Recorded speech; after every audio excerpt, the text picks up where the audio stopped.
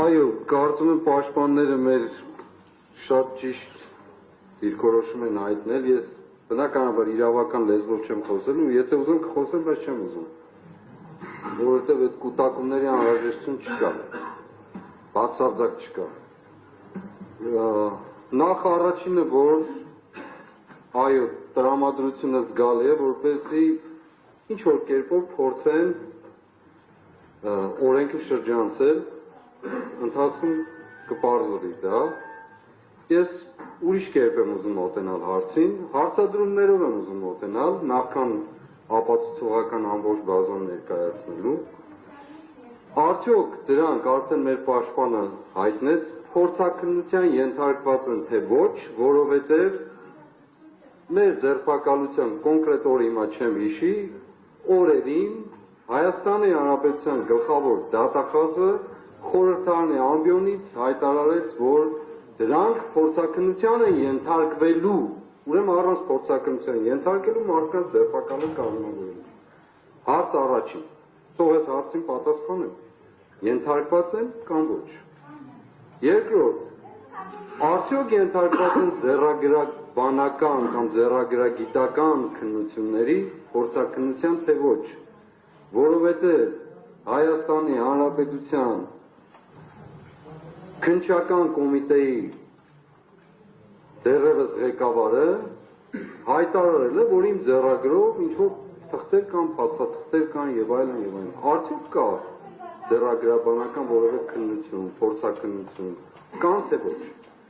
Հարցի էությունը ասեմ ինչն է, պատվարժան դատարան։ Ուրեմն այս գործերի մեջ, որոնք կես աչքով եմ ես կարդացել, կես աչքով էլ չեմ կարդացել, ուրեմն կան տեղեր, որտեղ նշվում է, որ խոսում են մարդիկ, ինչ-որ մարդիկ, այո, ինչ-որ մարդիկ, որոնց անուններ են վերագրված,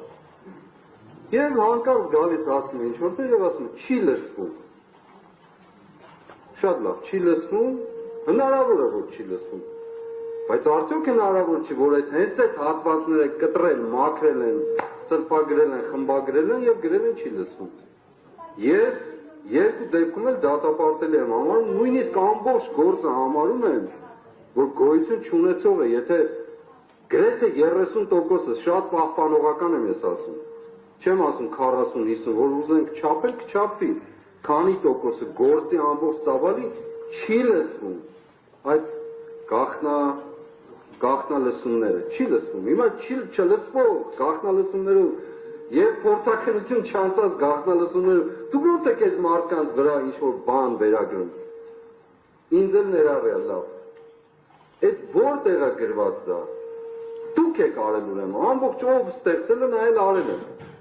իր տանը նստել է, որոշել է, որ ես այդպես եմ համարում, որոշել է ձայներ պիտի ձայնագրի, սա անի, նա անի եւ ներկայացնի որպես փաստ, ապացույց, գոյություն չունի այդպիսի բան, չէ՞։ Երրորդը, որ իմ կարծիքով ամենակարևորն է, որ ուզում եմ այստեղ ասել։ Ուրեմն հարց ունեմ մեղադրողներին։ Դուք այս ամբողջ գործընթացի մեջ նենգափոխում, կեղծիք հանդիպել եք թե ոչ։ Դեպքերի նենգափոխում, իրադարձությունների նենգափոխված ներկայացում, կեղծում, քարոզչական նպատակով դաշտ նետում, որպեսզի այդ ծավալով գնա կամ այդ ուղղությամբ գնա գործը, դուք հանդիպել եք թե ոչ, այս ամբողջ ընթացքում հնչել են տարբեր աստիճանի եւ մակարդակի վրա խոսքեր, որ այս գործը հիմնական իմաստով կամ որոշակի դրվագներով նենգափոխված եւ կեղծված է։ 6 ամիս շարունակ դուք պատասխան չեք տվել որևէ ձևով, որևէ մեկը չի տվել։ Ես անցյալ անգամ ասացի պատվարժան դատարան, 2 անգամ խոսել եմ այս դահլիճում, այս պատվական դահլիճում, ամեն խոսելուց հետո հաջորդ օր ինձ կանչել են քննչական կոմիտե։ Պարզ է պատկերը, չէ՞։ Բացի ինձ կանչել են նաև ասենք Լիդիային Մանթաշյան, ուրիշների էլ ոմանց։ Ինչու են արել դա։ Պարզ է պատկերը, որ մենք չխոսենք այս թեմաներից, որ իրենց քարոզչական դաշտում հնեկով այս վերջի 1 ամիսը ներողություն եմ խնդրում, միգուցե թեմայից մի քիչ դուրս եմ գալիս, բայց նույնն է։ Ես վերջի 1.5 ամիսը, որ ինձ դատապարտել են հեռուստացույց նայել, օրինակ, ես հմեկով տեսնում եմ մարդիկ, հանցագործ գործակալներ, հանցագործ մարդիկ, գործակալներ, տարբեր երկրների գործակալներ, որոնք հսկայական փողեր են ստանում, ասենք օրինակ այս մարդկանց ինձ եւ այս մարդկանց համարում են գործակալ,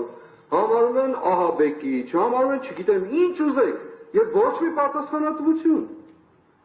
Բացարձակ ոչ մի պատասխան, այլ չասեմ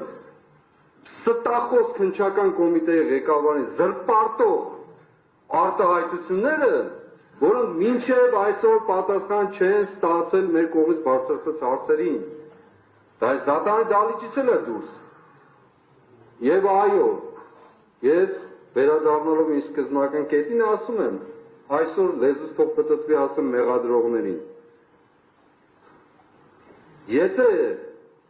իրավունքը շրջանցելու եք իրավական մասը, բարոյական մասը, այո ասելու եմ, տղամարդկություն ունեցեք մի շրջանցեք։ Եթե բարոյական մասն եք շրջանցելու, իրավական մասը չշրջանցեք։ Երկուսից մեկը ընտրեք։ Երկու դեպքում էլ այլ բան է։ Նստեք հիմա, նստեք։ Ես գտնում եմ, որ այս ելույթը ոչ միայն վերաբերելու է, այլև կորեկտներ ոչ եմ անուղի, հանրային մեղադրողին տղամարդկության կոչանի կամ այլ կոչեր են։ Այո, ամեն մեկը դատավարության մասնակիցներից պետք է առաջնորդի իրեն վերապահված լիազորություններով։ Ուրեմն, եթե ձեզ դուր չի գալիս տղամարդ լինել չլինելու հանգամանք, ուրեմն մի եղեք։ Երկրորդ,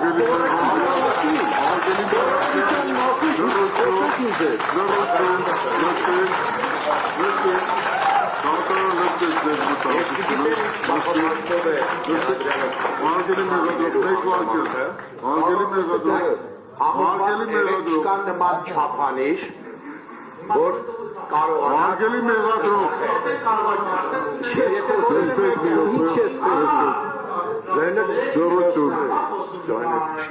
Ուրեմն դատարանը ստիպված կլինի դատական նիստը ընդմիջելու։ Դստեք